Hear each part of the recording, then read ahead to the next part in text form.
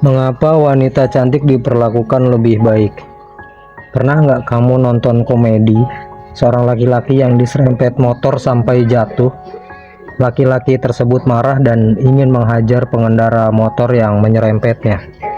Namun laki-laki tersebut berubah menjadi baik saat pengendara motor membuka helmnya dan ternyata dia adalah seorang wanita yang cantik.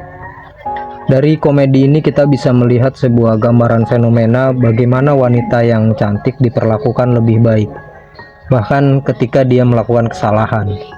Mengapa hal tersebut bisa terjadi? Bukankah ini sesuatu yang diskriminasi? Mengapa wanita cantik diperlakukan lebih baik? Pertanyaan ini juga saya dapatkan dari situs Quora. Ada beragam jawaban. Misalnya saja jawaban dari akun Bekti Putri Andriati. Dia mengatakan bahwa mengapa kebanyakan wanita yang cantik diperlakukan lebih baik? Karena orang-orang kebanyakan mengidap symbolic pleasure. Kalau jelek pasti di blaming, sukanya body shaming. Jadi keinget kasusnya KK padahal di YouTube-nya, di sosmednya tidak pernah menjelek-jelekan orang lain. Julid pun tidak pernah. Baru kasus pacaran settingan itu yang membuat dia agak kehilangan respect dari orang-orang. Tapi selalu dislikersnya lebih banyak daripada likersnya di YouTube. Emang sih konten YouTube-nya agak kurang gimana gitu sih. Tapi mungkin itulah cara dia membranding diri. Cuma karena KK punya kekurangan, orang-orang jadinya blaming gitu. Beda sama akun YouTube-nya orang-orang yang cantik. Sekalipun kontennya tidak mendidik, asalkan dia cantik aja pasti banyak yang like. Saya belum berani berargumen lebih banyak sih, karena berargumen perlu lebih banyak bahan bacaan dan informasi. Jadi cukup segini dulu, terima kasih. Kemudian dari akunnya Mark Lawrence, dalam terjemahannya dia mengatakan bahwa tentu saja ketika Anda berkunjung ke perusahaan besar, akan terlihat bahwa jumlah karyawan wanita yang cantik di sana cenderung lebih banyak daripada wanita yang berparas biasa-biasa saja. Nah, itu karena ketika interview, kadang-kadang ada dua kandidat yang memiliki kualifikasi yang sama, tetapi satu di antaranya sangat cantik dan satunya lagi tidak terlalu cantik. Kandidat yang lebih cantik kemungkinan besar akan dipilih oleh pewawancara, terutama jika si pewawancara adalah pria. Namun tentu yang lebih penting dalam memilih kandidat adalah skill dan kualifikasi yang dimiliki. Penampilan yang menarik dapat membuka peluang yang sebelumnya tidak tersedia.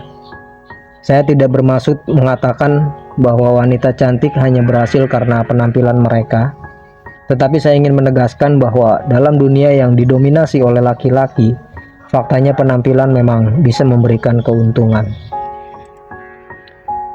Kemudian dari akunnya NBDB Kolbiah, dia mengatakan, menurut saya, sejak manusia lahir sudah diperkenalkan tentang baik dan buruk, jelek dan bagus. Persepsi tentang jelek dan bagus itu terbentuk karena didikan orang tua, lingkungan, tontonan, dan sebagainya. Sampai usia kanak-kanak, di mana kita mungkin hanya menilai dari apa yang kita lihat, kita sudah bisa menilai mana yang jelek dan yang bagus secara visual. Sebagai anak-anak, wangi, bersih, cerah adalah cara kita mendefinisikan sesuatu yang bagus. Sedangkan bau, kotor, kusam, jadul, sumbang adalah cara kita mendefinisikan sesuatu yang jelek. Begitupun dengan bentuk manusia, kita akan menilai cantik dan jelek sesuai dengan apa yang diajarkan, yang orang tua ceritakan, yang kita lihat di TV, di buku, dan sebagainya. Sampai akhirnya kita tumbuh dewasa dengan persepsi seperti itu. Ya, semakin dewasa, semakin banyak ilmu dan pengalaman memang bisa merubah persepsi kita itu.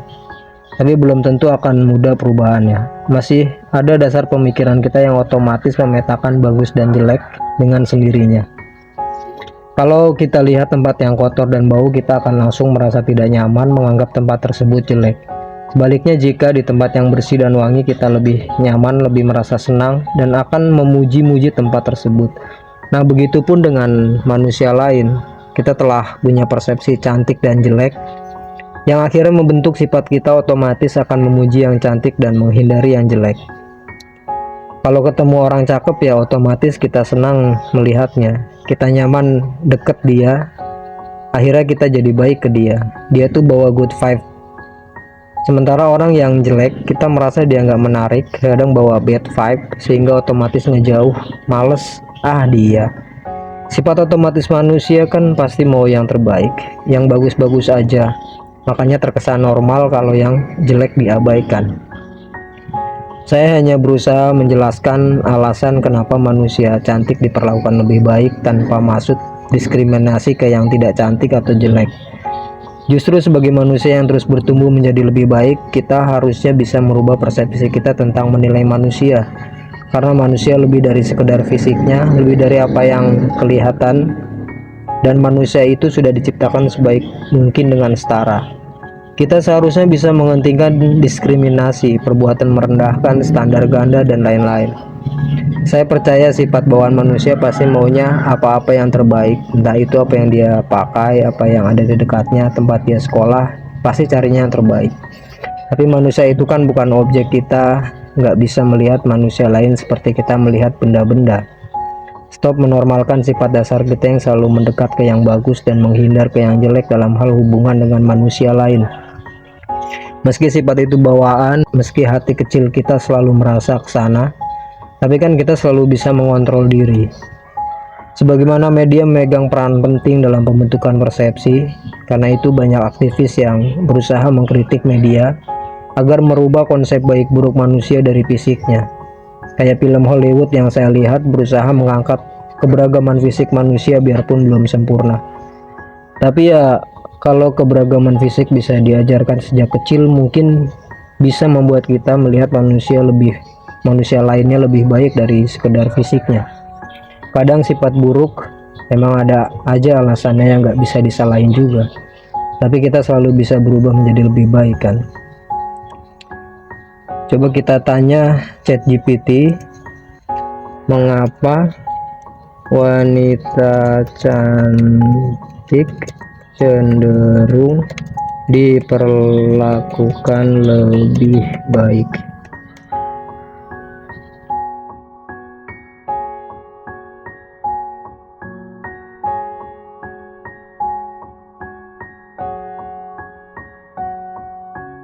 Oke, ini jawaban dari ChatGPT, mengapa wanita cantik cenderung diperlakukan lebih baik.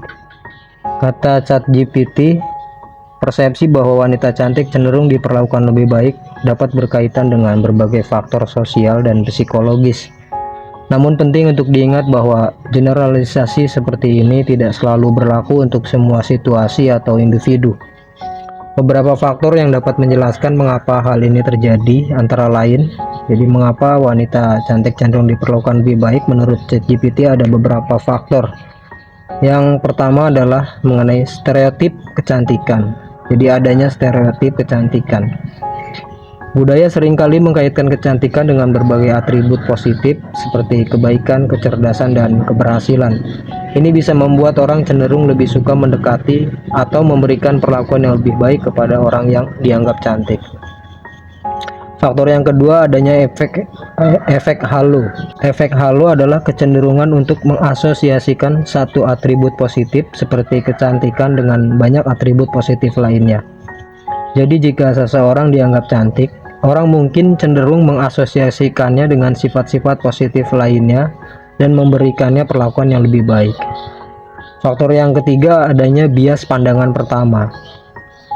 Orang sering membuat kesan pertama tentang seseorang berdasarkan penampilan fisik.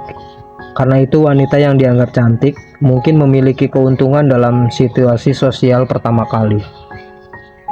Faktor yang keempat adalah adanya pengaruh media dan budaya. Media massa seringkali mempromosikan ide-ide tentang standar kecantikan yang ideal yang dapat mempengaruhi persepsi masyarakat tentang apa yang dianggap cantik. Ini bisa mempengaruhi bagaimana orang diperlakukan berdasarkan penampilan fisik mereka. Faktor yang kelima adalah adanya pengaruh psikologis. Terkadang, orang dapat merasa lebih nyaman dan percaya diri di sekitar orang-orang yang dianggap cantik, dan ini bisa mempengaruhi cara mereka berinteraksi dan berkomunikasi dengan mereka. Penting untuk diingat bahwa kecantikan hanya satu aspek dari seseorang, dan tidak boleh digunakan sebagai satu-satunya dasar untuk memperlakukan seorang lebih baik atau lebih buruk. Perlakuan yang adil dan hormat seharusnya tidak bergantung pada penampilan fisik seseorang. Banyak faktor lain yang seharusnya mempengaruhi bagaimana seseorang diperlakukan, seperti kepribadian, integritas, dan kualitas pribadi lainnya.